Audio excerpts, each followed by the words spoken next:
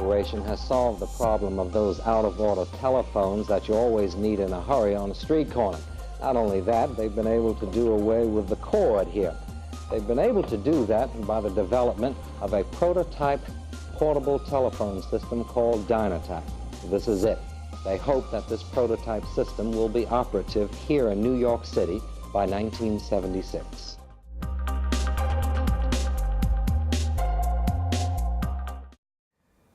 The wonderful thing about Motorola was the balance of the visionary and the practical people. And the management actually encouraged the conflicts.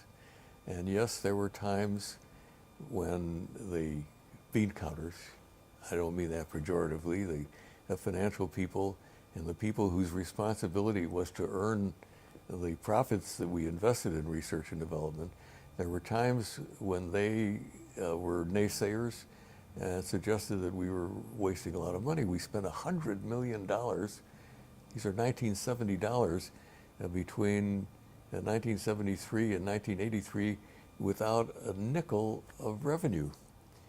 And so it's a real testament to the vision of the management that they elected, even after hearing all of the conservative viewpoints, to continue with this project all the way to the end. And of course it paid off. For many years, starting in 1983, Motorola was the leader, built most of the cell phones and most of the infrastructure.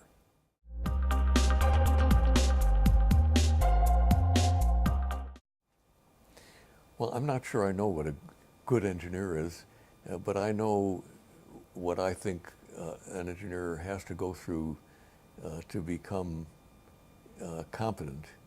An engineer really has to deeply understand what the end objective is.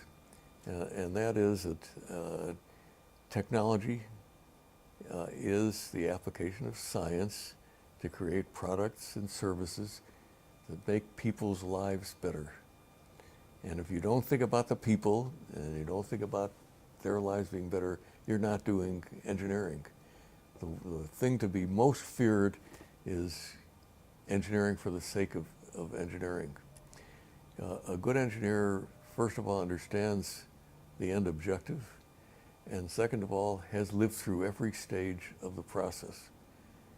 So the engineer understands the basic requirements, understands the frustration that comes out of trying to find different solutions and trying to seek the optimum solution, the testing that it takes to make sure that the solution is really there, the logistics that it takes to put something into production, and the satisfaction that happens when you get something in production, people using it, and having improved lives as a result.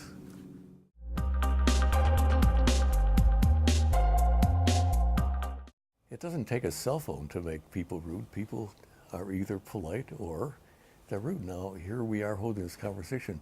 I would never be rude enough to interrupt our conversation by answering a cell phone.